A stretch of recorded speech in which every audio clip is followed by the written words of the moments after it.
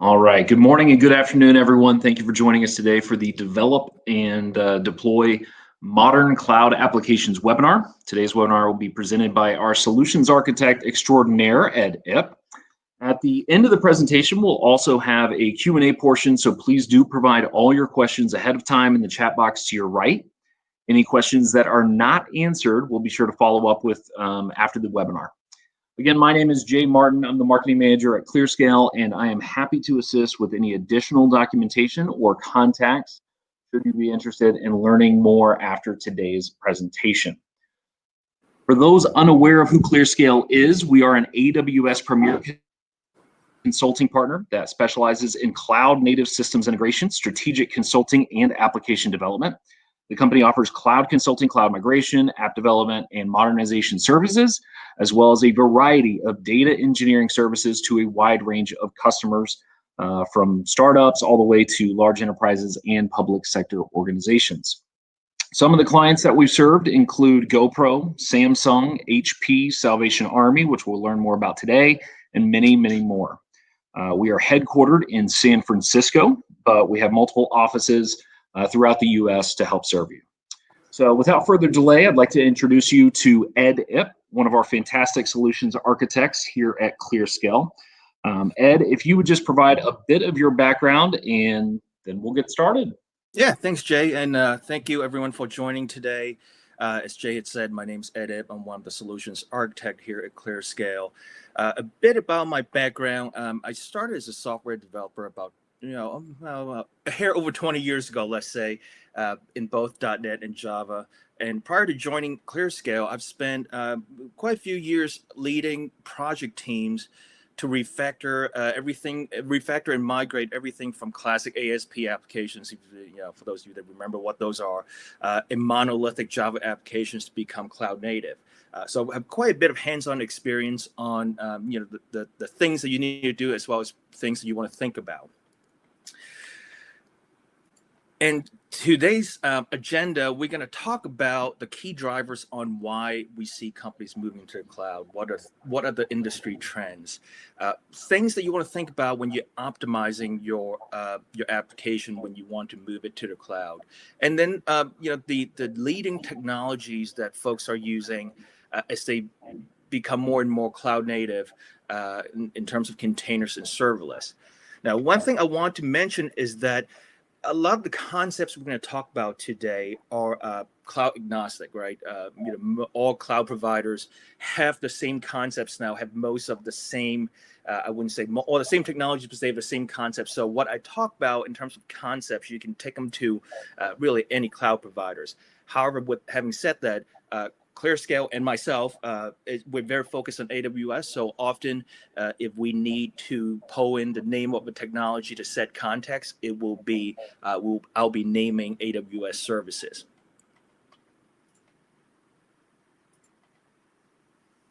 All right, so I do want to start with one quick poll question, and that is, where are you in your cloud deployment journey? And so you should see the poll pop up on your screen there to your right. If you go to the polls tab, and we'll give just a minute for people to respond to that, and then we will proceed.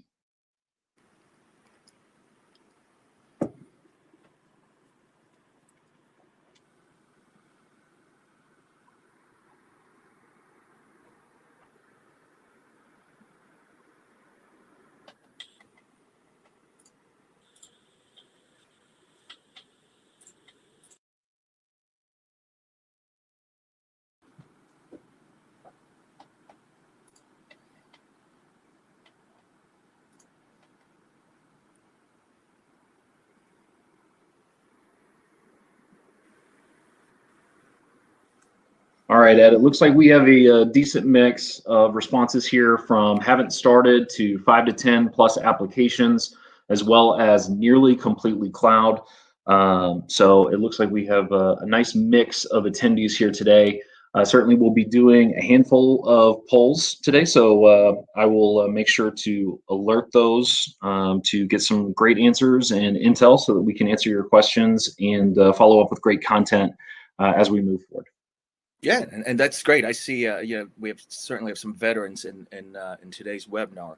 So, I want this to be interactive. I think we all wanted this to be interactive. So, as we go through the webinar, if you have any questions, feel free to type them in the chat room, and we'll field them as we have an opportunity. Also, if you have any of your own experiences, right, that relates to the things that we're going to talk about, absolutely, type them down, because we want it's a learning process, right? We want to learn from each other. We want to get better at doing the things that we do. Excellent. So with that said, let's talk about the key drivers of why we're seeing companies move to the cloud. And there are other reasons out there why companies are moving to the cloud, and yours could certainly vary. But these are the top things that we're hearing and seeing that are driving companies to move to the cloud. So industry trends. Cloud computing is providing the most significant business transformation since the launch of World Wide Web, which is quite a few many years ago. You can do things easily that you on the cloud that you can't do on premise. For example, machine learning. You can easily upload a photo today to AWS Recognition with a couple of clicks of your mouse, and you'll get a list of labels on what's likely that's appearing in that photo. Maybe there's a dog in this photo. Maybe there's a car parked in this photo. Maybe there's a person in this photo.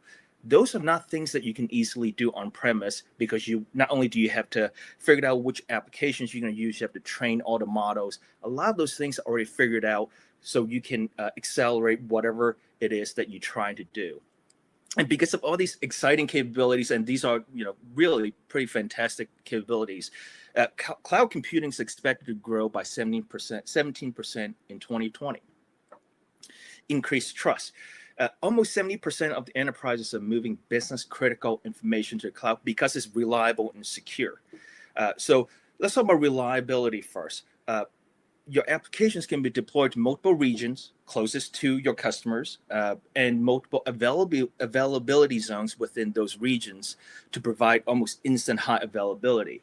If you're doing this on premise, think about how many racks of servers and where are you going to put them to make your application highly available. In case you're new to concept of regions and availability zones, so or if you hear people say AZ, that's what availability zones are. They are physically separated by a meaningful distance from other AZs, usually around 60 miles of each other, so that if your applications, let's say, is deployed to multiple availability zones, and one AZ were to be down, your application is still available in other AZs.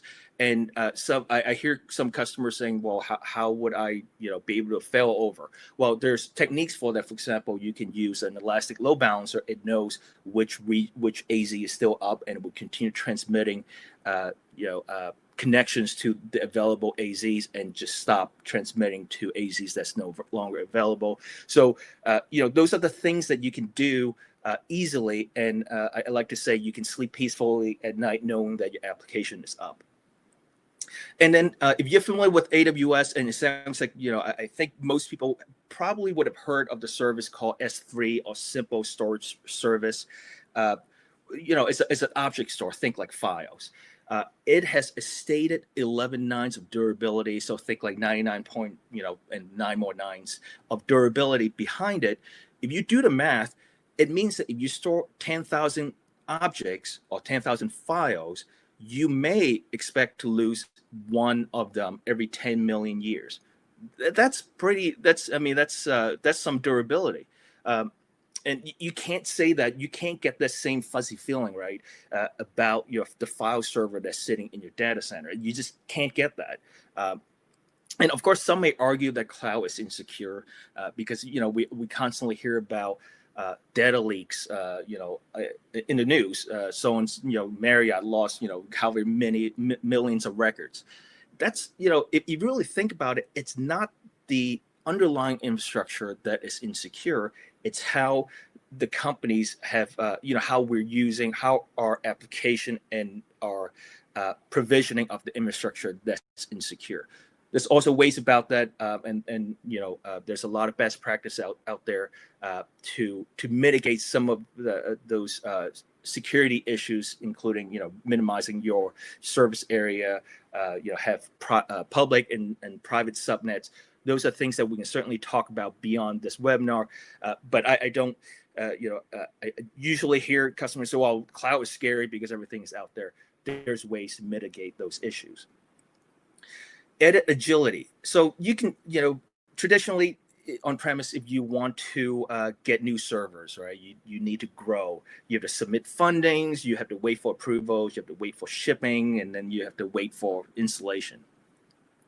With the cloud, you can just self-service. You have on-demand provisioning of resources. You can simply move much faster. Now, with conversation with customers, we love developers. I was one of them. You want them to be able to experiment. You want them to be able to test out their ideas, maybe come up with the latest, greatest architecture for your next application.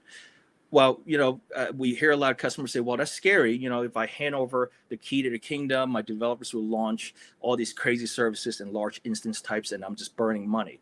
Well, there's ways around that too. You can put budgets around an account, for example, or even on specific tags, so that you can alert if they start hitting, if they go above the threshold that you want them to spend per month, then you can send out nasty grams and tell them to either delete resources or figure out that what's actually eating up all the budget. There are also guardrails that you can apply to your accounts to say that, hey, your developer should never be able to launch instance types bigger than X. So definitely, if you love your developers, let them play, and there's ways that you can feel comfortable about the amount that they're spending. And then focus IT. This is actually a pretty interesting idea in that because of infrastructure as service, essentially the cloud provider is taking care of your data center. You no longer have to worry about all those racks and racks of servers and all those blinking lights. Your IT team can focus on providing business values and not worry about those servers going down. And in fact, you might actually need fewer engineers in your IT team, and therefore you can put your budget elsewhere that matters: marketing, maybe R&D, etc. And then lastly, growth. A lot of customers are directly attributing the business growth to the use of cloud services because you can do more with less time and enjoy higher uptime than your on-premise infrastructure, so you can get your service out to the market sooner. You can keep your customers for longer because they're not frustrated. And by the way, you can scale your infrastructure without buying more services, or without buying more servers. So it just allows you to do more with less time. And by the way, if there's any questions, feel free to put them in the chat, and Jay will monitor those questions and stop me if it's something that I can address at that moment. So, when you start thinking about migrating to cloud, legacy applications that we use as an enterprise generally are not cloud friendly or cloud enabled. A lot of them monolithics that are very difficult to re-architect or refactor into cloud native applications. And generally, there are 6 different common approaches to cloud migrations. You might hear them as the 6 R's. The 2 that are most prevalent are rehost and replatform. So rehost is, most of you would know it as lift and shift, which is simply like for like. If you have a web server and a database server, let's say they are sitting in a VMware instance, you would launch them as EC2 instances, for example, and just move the web application as well as the database application. And then the other ones that we see often are replatform. Some might call it lift, tinker, and shift, meaning that you may lift portions of your application. So in this case, let's say that you would move the web server to an EC2, but you may migrate your database to RDS, which is a managed database, so that you start taking advantage of those scalability and high availability that's afforded to you in the cloud. Jay, someone said the chat is disabled, so where do we download the ebook from? I guess Jay will take care of that. And this is very true for monolithic applications that's written, years ago. And actually, we still see customers writing monolithic applications today that were not designed for the cloud. So I would venture to guess that most of you attending this, maybe all of you, still have at least one monolithic applications in an enterprise that you may be struggling to modernize it. And in the next portion of this, we're going to talk about some of the things you want to think about, as you try to modernize your application. And before I move on, the other R, so I said there's 6 R's. The other R's are repurchasing, meaning you buy something net new. Whatever you had didn't work anymore, you just buy something new. Refactoring, which is often what you would need to do to become cloud native. Retire, just simply stop using it, throw it away. And retain. Retain generally means you're not going to do anything with it. So some of the approaches you want to think about as you modernize your application. When we, on-premise application, you generally scale applications vertically by buying the biggest and meanest server you can get your hands on or your budget would allow. And, we often see that it may take years to get to maximum capacity, if at all. Or when we see this often as well, when you do hit max capacity, the popularity of your application shoots right past the upper limits of your hardware. So when thinking about cloud, you should design for elasticity. Break up all those monoliths into microservices, and microservices is kind of a buzzword. Everyone approaches it differently, but think of them as small logical units that can be scaled at different rates. So you have the ability to scale horizontally based on metrics without guessing. So as you develop your applications, you also don't need to worry about the underlying infrastructure dependencies up front because you actually don't care anymore. And I'll talk about that in the next section. And lastly, because you've broken up your applications into modular design, you can deploy releases independently and with confidence. You know that you broke something because of a deployment. It's because you deployed a module or a microservice that represents small portions of your application, and you know how to fix it instantly. Plus, the cloud affords you the ability to take advantage of different deployment strategies. And this is very important, that separates, on-premise as well as the cloud, different deployment strategies such as blue-green and canary, so that if you break something, you can roll back instantly. On-premise, we generally deploy in place, meaning that you have a set of servers, you are updating those servers, and if something fails, you have to figure out how to roll back to previous versions, which is almost, I would say most of the time, is very difficult if you don't have a rollback strategy that makes sense. So if you're not familiar with those terms, blue-green is the idea that you would have 2 sets of your production servers or production environments, let's say, that you have your current production environment and then you have your vNext production environment. You deploy to your vNext environment, you test it, and when you're ready, you would flip a switch, which generally would be a DNS, for example, to point your new traffic to your vNext, which now becomes your current environment. In the event that something horrible happens, you just flip that switch back to your original instances and nothing is lost. You are right back where you were, and your customer is happy again. And canary is the idea, almost not necessarily A/B testing, but you are pushing out, you're sending small portions of your traffic to your new code. So let's say 10% at a time for 5 minutes. And you're monitoring your event logs, your system logs, to make sure nothing is failing.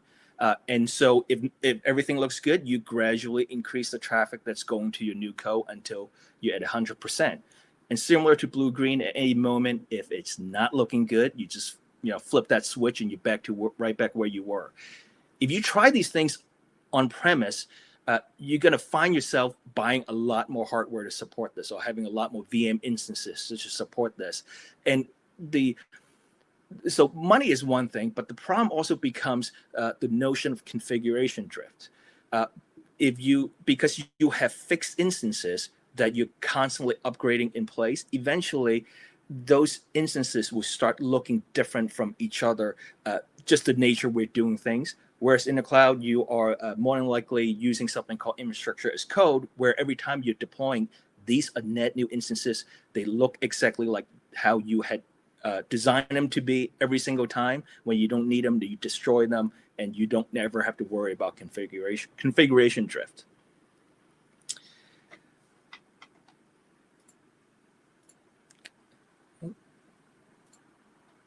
Looks like we have another poll.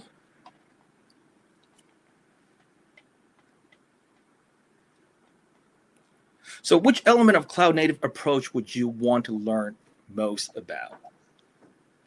Elasticity, infrastructure abstraction, modular design, continuous delivery. Yeah, and so I pulled up the definitions here just in case there's a specific one that you and your company would be most interested in. And we'll give just a few seconds here so that people can respond, and then we will move on.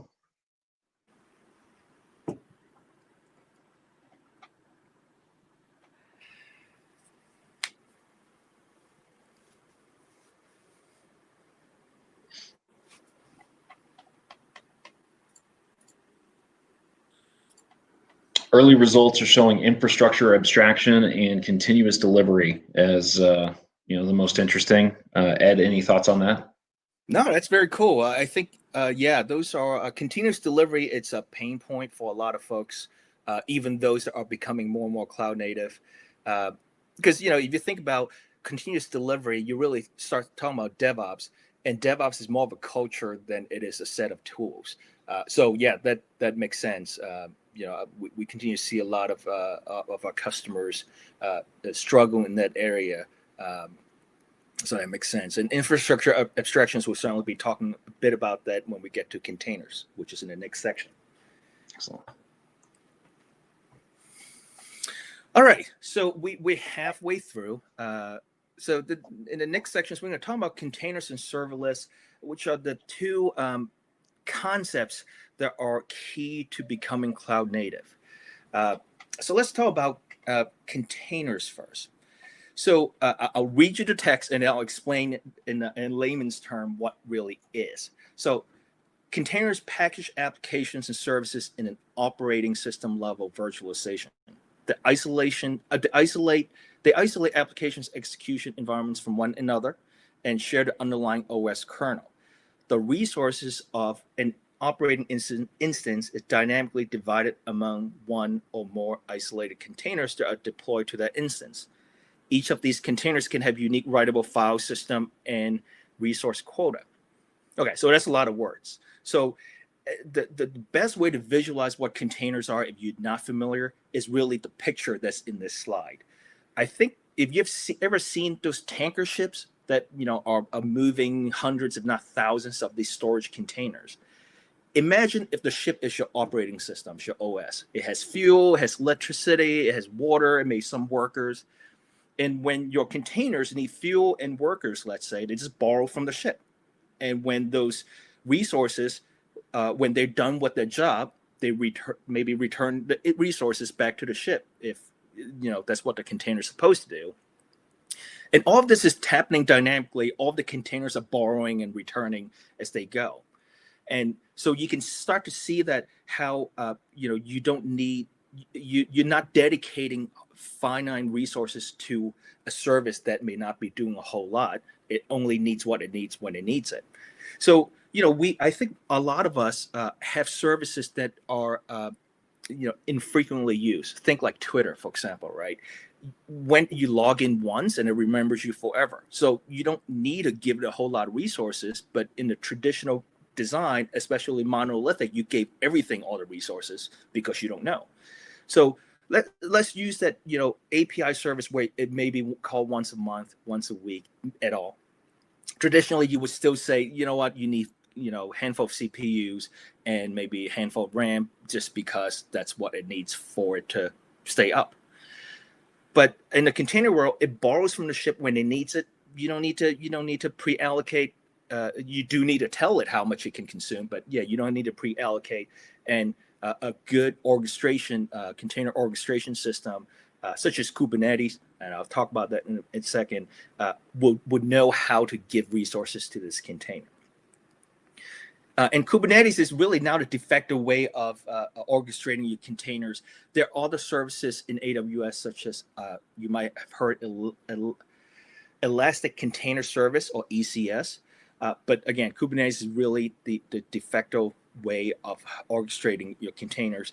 And the good news is you really don't need to know anything about Kubernetes to launch a cluster in AWS.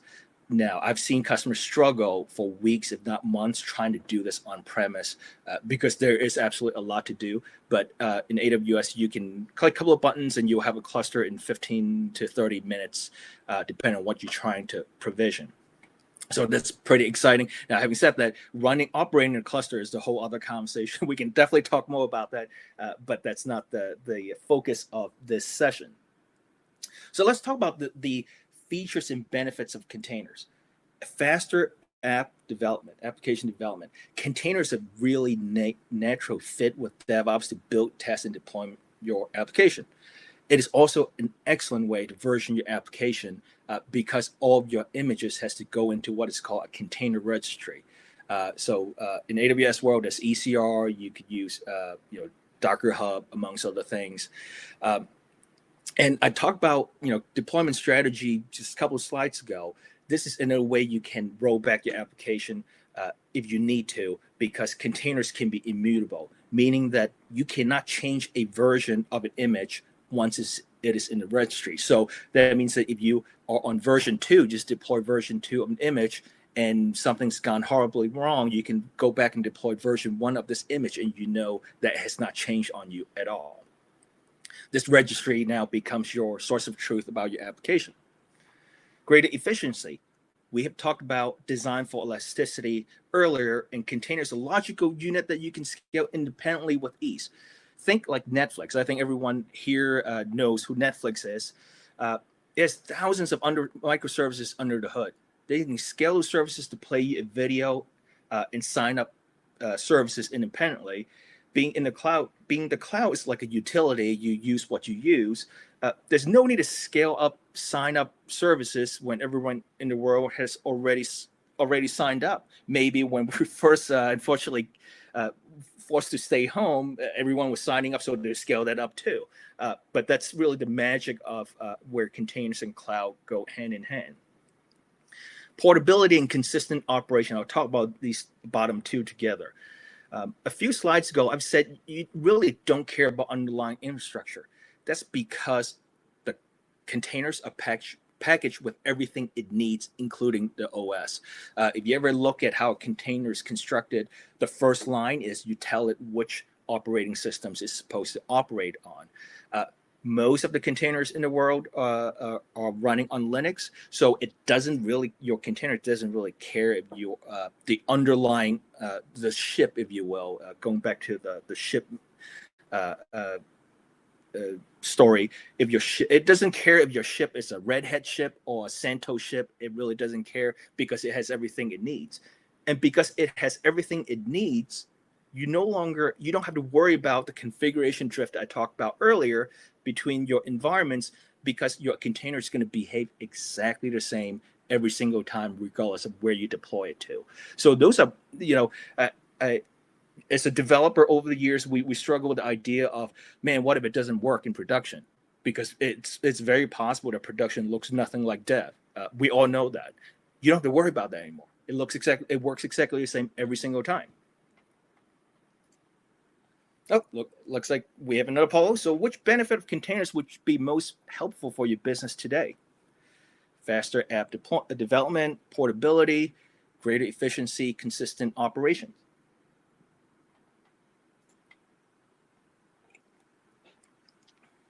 Same drill. We'll just give a few seconds here so that we can get some answers, and then we will move forward with serverless.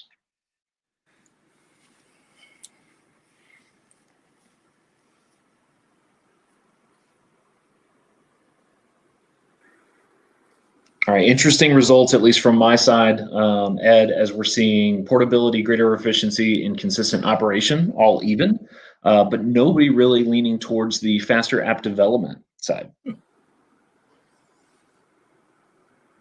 Interesting. Yeah, I mean, those are all. I think what the answers actually fits with really the real benefits of the greatest benefits of using containers: portability, great efficiency, and consistent operation. Because consistent operation is actually winning. That's great. Yep. All right, let's talk about a case study that we have with Savvy Money. In case you don't know who they are, Savvy Money is a fintech company that provides integrated credit score and personal finance solutions to over 125 credit unions and banks. And so they were, at one point they were growing. I believe they onboarded some additional customers that forced them to scale quickly. And they needed a scalable AWS cloud environment to support that growth. So what we've done was we helped them containerize the applications and using ECS to orchestrate their container services, amongst other things like Kinesis. Kinesis is a serverless service that allows you to ingest and process data, large volume of data in real time. And parameter store, we've listed there, traditionally your applications, if you think about how your application would get parameters, would it be configuration as well as, connection strings and what have you.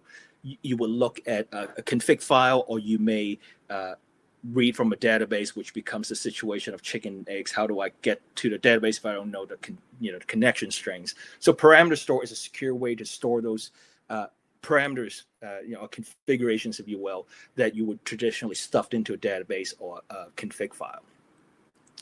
So as a result of an effort with them, it reduced IT management costs and less management overhead and fewer outages, as well as improved speed for its feature releases. This fits right into things I've talked about earlier. You have you need fewer bodies to support your application, and because it's highly available, there will naturally be fewer outages, and speed to releases, fits right into everything that I've said. And we also improved their security posture with intrusion detection, system monitoring, and secure microservices management with custom scripts, things that they that are specialized to them, that they to that policy. So again, it's the combination of all these services could fit into just about any use case that you would have. All right, next let's talk about the appeal of serverless. What is serverless? So serverless computing is currently the fastest growing cloud service model with an annual growth of 75%, according to Gartner. Gartner estimates that more than 20% of global enterprises will deploy serverless computing technologies by 2020, which is an increase from fewer than 5% today. So with a serverless model, an event would trigger an application code to run. The event could be someone calling your service. An event could be, an application needing something, or even like someone doing something in your AWS environment or your cloud environment that they shouldn't be doing. So think of any events generically. So when an event triggers your code, the cloud provider then dynamically allocates resources for that code. You stop paying once the code is done executing. So think about in a standard infrastructure as a service model, we talked about EC2 instances earlier, you're essentially paying for always on server components to run this application, right? You have a server running, you have VM running, you have EC2 running that you're paying for perpetually. Whereas in this case, think of it like a light bulb. When you turn on the light, you're paying electricity. When it's done running, you turn off the light, you're done paying for it. So thinking back about that, API I talked about earlier, maybe a login for Twitter, where it's called very infrequently. Serverless is a way to solve this problem, right? It only runs when you're only paying for it when you need to run it. On the flip side of that, what if you have an API that's used heavily to the point where you can't? It's impossible to support or scale in a traditional sense, or you don't even know how often you need to scale this thing. With serverless, there's virtually no upper limits that it's imposed on you. Now, having said that, if you have a brand new account, if you're new to AWS, perhaps other cloud providers as well, they do have a soft limit that's imposed on your account when you first create an account, and that is to protect you from doing something silly. For example, I think in a brand new account, you can only get, and don't quote me to it, 1,000 Lambda functions per, whatever the soft limit is, so that you don't end up, at the end of the month with bills that you don't understand what had happened. So if you need to increase your soft limit, open a ticket with AWS. Once they analyze your account, make sure that you actually know what you're doing. They are more than happy to help you to raise your soft limits. So the features or benefits of serverless: there's no server to manage, right? There's nothing. The cloud provider is taking care of that for you. So nothing to manage, and there's no downtime to speak of. Unless, of course, the service you need, let's say Lambda functions in your region, knock on wood, happens to be down. But the great news is those things happen very infrequently. So you should be able to feel pretty comfortable using those technologies. It is inherently scalable. As I mentioned, there's almost no upper limits, and you can scale every time a request comes in or event comes in. You have an API that you're expecting, 3,000 calls per second. Well, yeah, the cloud provider just spins up an instance of it as quickly as you need it, without you worrying about, okay, do I need to give more RAM? Do I need to give the server more RAM or more CPU cores? You don't have to worry about any of those things. Pay as you go. I talked about the light bulb analogy, right? When it's running, the light is on, you're paying electricity. When it's done, you turn off the light bulb, there's nothing more to pay. You upload your code, and the functions will run for however many seconds it needs to run, or minutes it needs to run. And one really interesting thing is that if you have a new account, so let's say if your developers wants to play around with Lambda functions, for example, with a new account, they call it the free tier. Have you ever seen that? The first 1 million requests each month for the first year is free.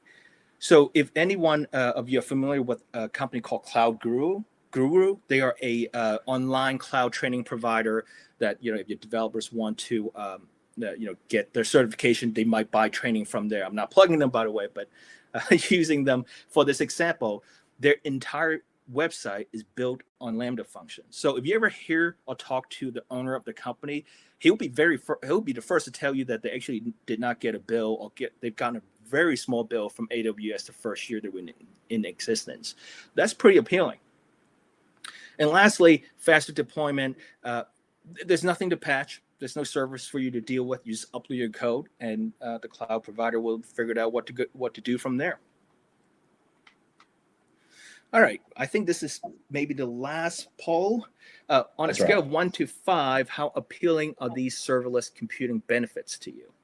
1 being the lowest, 5 being pretty high.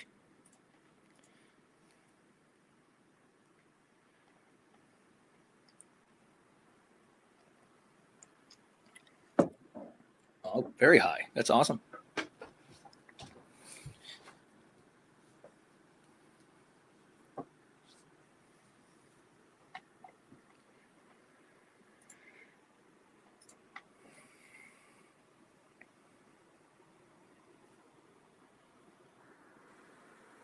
Well, it looks like overall the crowd believes that the serverless computing is definitely appealing, and it's nice to see that these 4 benefits definitely strike a chord. Yeah, absolutely. All right, let's move on. We have one more case study: Salvation Army. I think everyone knows who they are. We generally see Salvation Army, at least for me anyway, around the holiday times, where you might see a Santa Claus standing in front of a grocery stores outside a mall with a bell and a red bucket. One of the issues they ran into is that a lot of us, myself included, we just don't carry that much cash anymore. So the whole red bucket is predicated on us having cash to donate to Salvation Army. So they needed a way to quickly build a scalable donation application, because everything is going online these days, including the folks that would traditionally donate to them.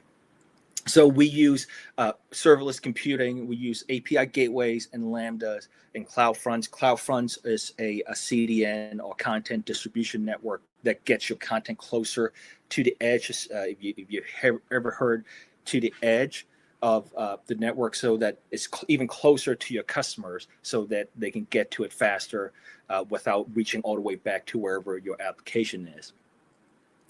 So we use those technologies to build a donation app that can be deployed anywhere in the world and can scale to millions of donors. So I talked about serverless having virtually no upper limits, and all of the transactions are secure and managed efficiently.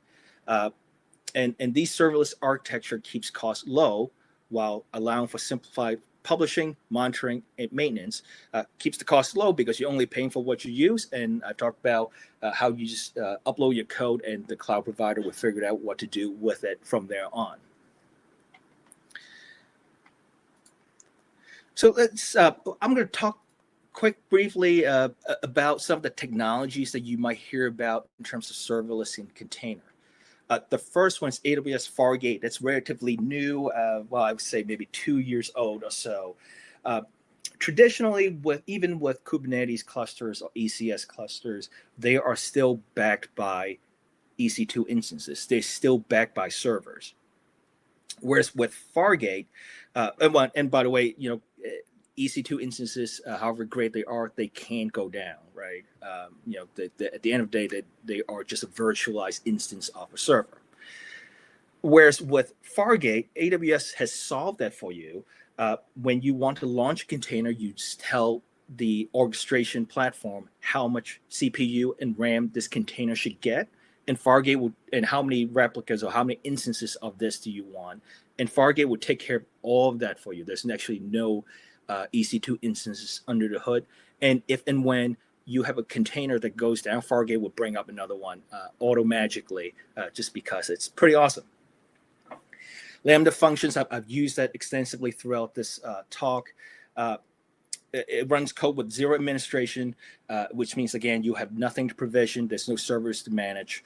You tell it how much RAM and your code needs to run.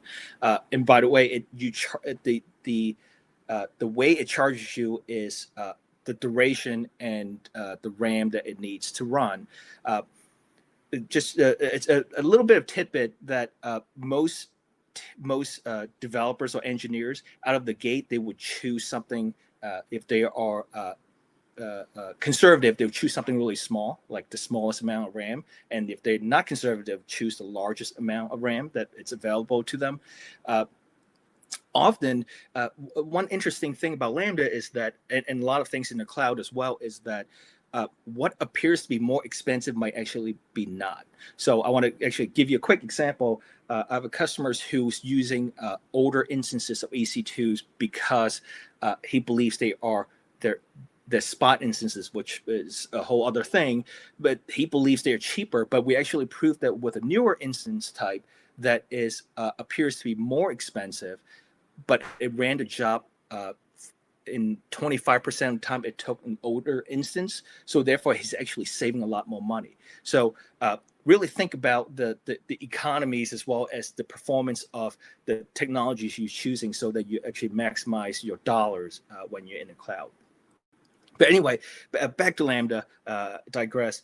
Lambda natively supports Java, Go, PowerShell, Node.js, C#, and Python and Ruby code. So pretty much every modern language, the mainstream language you can think of, and also provides a runtime API that allows you to use additional languages if they're not natively supported.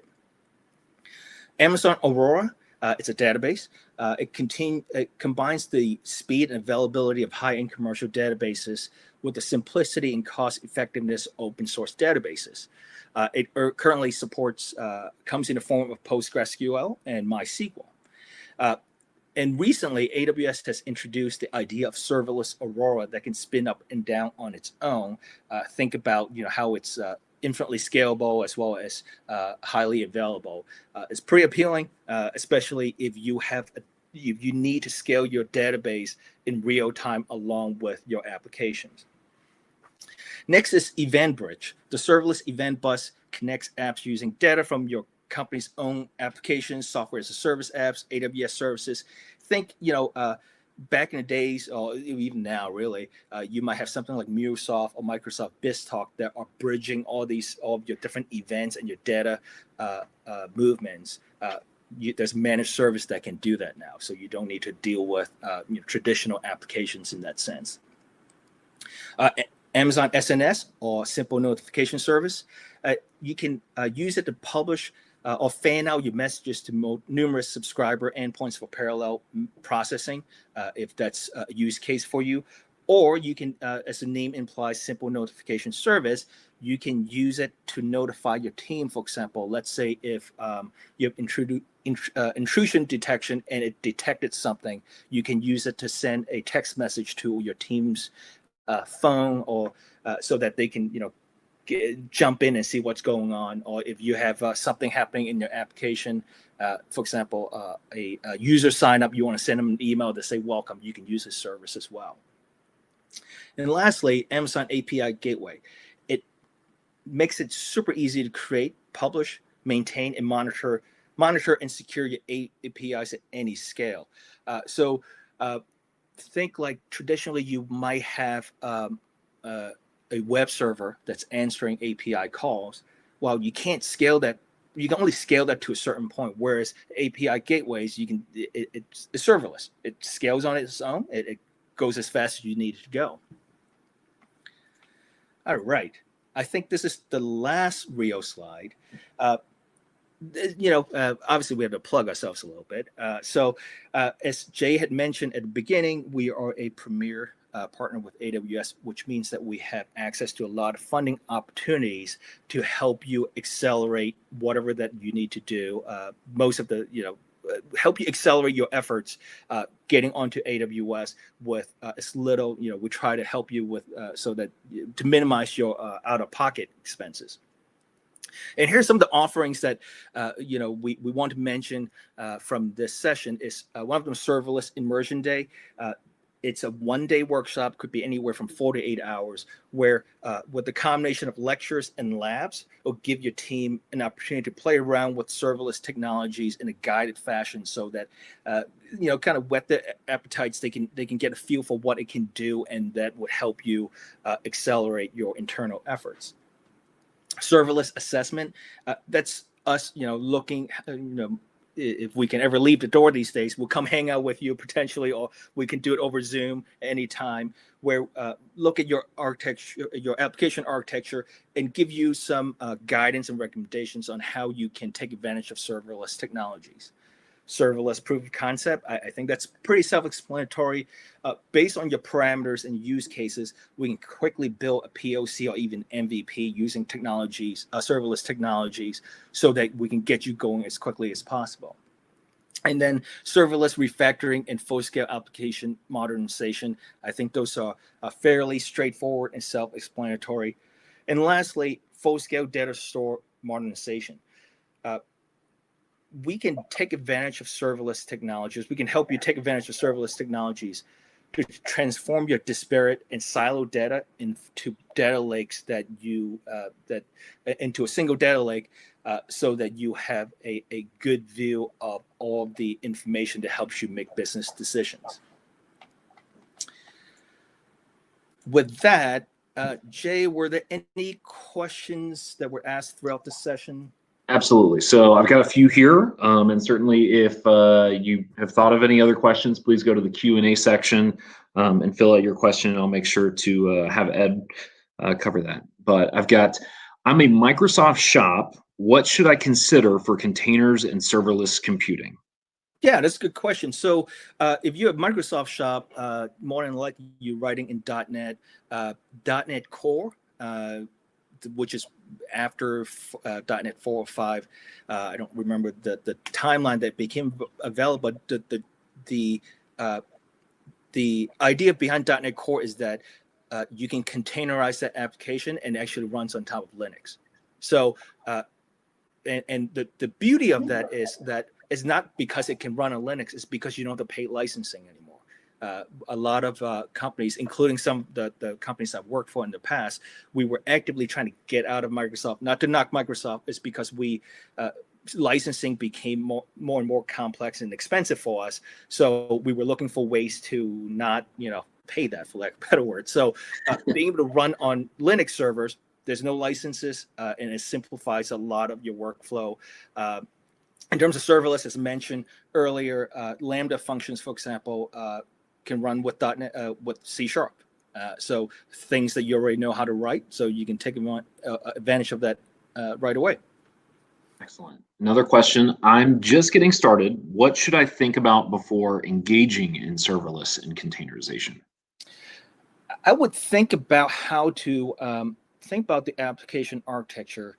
I talk about the logical units that can scale together. The great thing about serverless is that it's infinitely scalable. The negative of that is, especially if you start talking about things like Lambda functions, it can only run for so long. So when Lambda first came out, it was the maximum runtime was 5 minutes. It's been bumped up to 15 minutes now, but that's not really 15 minutes may not be enough to do whatever you need to do. So let's say if you have a function that does ETL, there are better services for that, because if you have a large input file, 15 minutes may not be enough, and it might actually be more expensive because you're running 15 minutes with a lot of memory, for example. So really think about the functions and the discrete functions. How can you break them up in a meaningful way that you can manage, you can deploy, and you can scale independently. Got it. And then can you walk through what a typical deployment might look like? That could be subjective. So generally start with something like source control, right? So I think a lot of folks are using Git these days, GitHub, Bitbucket, GitLab, what have you. You want to think about your workflow, and we often hear about the notions of CI/CD, but even CI, we sometimes don't see it. You want to think about your Git workflow so that you can actually implement CI to start. CD is a whole other thing where you may be able to do continuous deployment up to a certain environment, but a lot of companies do have change management where if you want to go to a prod, for example, you have to go to a change management board, which means you actually can't do CD. But if you can build it in such a way that is repeatable, so infrastructure as code is very important, as well as using orchestration service, a CI/CD orchestration service like Bamboo, Jenkins, Circle CI, Code Deploy, which is native, which is a managed service, by the way, in AWS.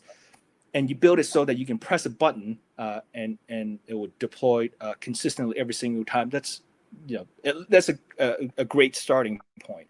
And then from there, depending on what it is you're trying to deploy, if it's a container, you might build a container. As I said, you would push it into a container registry. And then from there, you would use whichever service you're using to tell EKS, hey, or ECS, I'm trying to deploy this, go do your thing. And then if it's, let's say, Lambda functions, there's a whole lot of workflow, including something called SAM, Serverless. Actually, I don't remember what it stands for, but it's a wrapper around the AWS APIs and CLIs that are very focused on serverless deployment, so that you can maximize some of the deployment strategies I talked about, blue, green, or canary. And I know we're wrapping up on time, but two more questions here. And I believe this one came from your lights on, lights off analogy. Okay. And that was usually an API runs constantly, right? So therefore the light would always be on. Is that the case? So depending on, that's a good question. And I think it depends on how you, if the answer would be yes, if your API, let's say you have a Java Spring Boot application, I don't know, that is hosted on EC2. Yeah, it would be running constantly because your EC2, you're paying for the EC2 being on. But if you now shift that Java code, if you can break it out into a Lambda function, the Lambda functions only runs when someone, let's say doing a post request to that API. It only runs for that, a couple of seconds or maybe, minutes, depending on what it's doing. And that's what all you're paying at that time. Got it. And then finally, does ClearScale develop solutions on cloud from scratch? Absolutely. We do this almost daily. We are one of the distinguishing features about ClearScale is that we actually have a fully staffed development team on top of a fully staffed system and DevOps team. So if you need help doing development, we can more than happy to talk more about it. All right, I think we will wrap things up at this point. Again, thank you so much for joining us today. We have a variety of webinars coming up, including a deep dive on serverless computing with AWS, utilizing containers and Windows migration. So we hope that you choose to register for these as well as they come available here in the coming weeks. And then I'll be issuing an email with a link to review the webinar as well as download the corresponding ebook for today's presentation. If you need any other additional information, please do let me know, and I will be happy to assist. Again, thank you from ClearScale for joining us, and we hope to hear from you soon. Thanks, everybody.